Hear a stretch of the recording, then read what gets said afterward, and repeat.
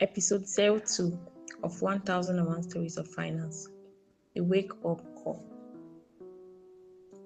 The Sunday sun filtered through the curtains, but Ray felt none of its warmth. He sat up slowly, groggy and uneasy, the silk of his pyjamas uncharacteristically cold against his skin. For a moment, he simply listened to the hum of the air conditioner, the distant traffic, the silence that felt heavier than it should have. He reached for his phone and dialed his father, straight to voicemail. A faint frown creased his face. Ray tried again. Voicemail. Ray exhaled sharply and tossed the phone onto the table. A quiet panic began to stir. He slid off the bed and started searching his room with growing urgency.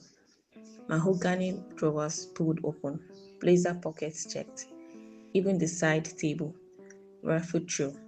Nothing. No loose bills, no forgotten envelope. The room was filled with wealth, designer watches, framed art, polished shoes, but it felt strangely barren. Ray dropped back onto the bed just as his phone buzzed. Chief Bijo calling. Hey son, his father said calmly. Are you okay? Ray didn't bother with pleasantries. Dad, what happened to my accounts? Everything is paused. Ray had grown up in the glow of his father's empire. While Chief Bijo mastered negotiations, risks, and discipline, Ray mastered reservations at exclusive lounges and the saint of new leader interiors. Money had always been present, silent, abundant, unquestioned. Ray had never learned how to manage it because he never imagined it could be withheld. I froze the accounts with floating cash, Chief Bijo replied evenly. I'm redirecting those funds into a new project. They will remain frozen for now. Ray sat upright.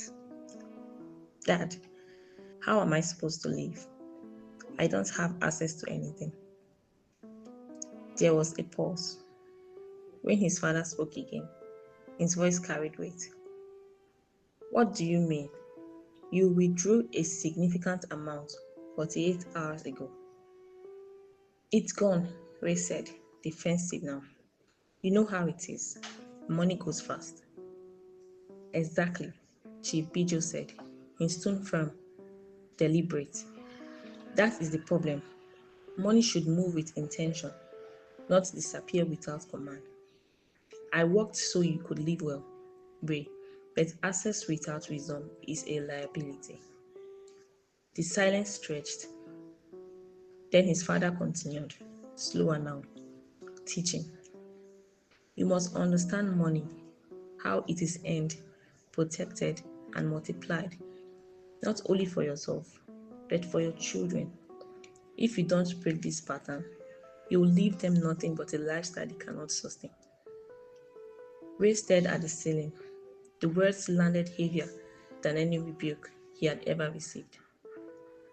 I understand, Dad, he said quietly. I have to go, Chief Bijo replied. I have an engagement. Wait, Dad, just some cash, enough for the week. I don't have much liquid cash available, his father said. Not unkind, but final. I'll see what I can do. Goodbye, son. The call ended. Ray sat alone. For the first time in his life, he felt poor. Not because his accounts were full, but because he lacked the knowledge to change his reality. He thought of his father's decades of discipline, the patience it took to build something lasting. He thought of how easily he had spent what took years to create. Regret settled in, sharp and honest. Ray reached for a notepad on his nightstand and wrote carefully, deliberately. My goal is to master financial management and responsibility so I can build security for my future and pass down wisdom, not dependence, to those who come after me.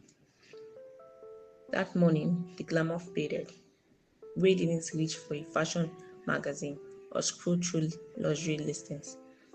He opened his laptop instead and searched for something he had ignored his entire life: financial education. Because Harry finally understood what his father had always known: a full pocket means nothing if the mind is empty. Keep enjoying 1001 stories of finance at 1001storiesoffinance.wordpress.com.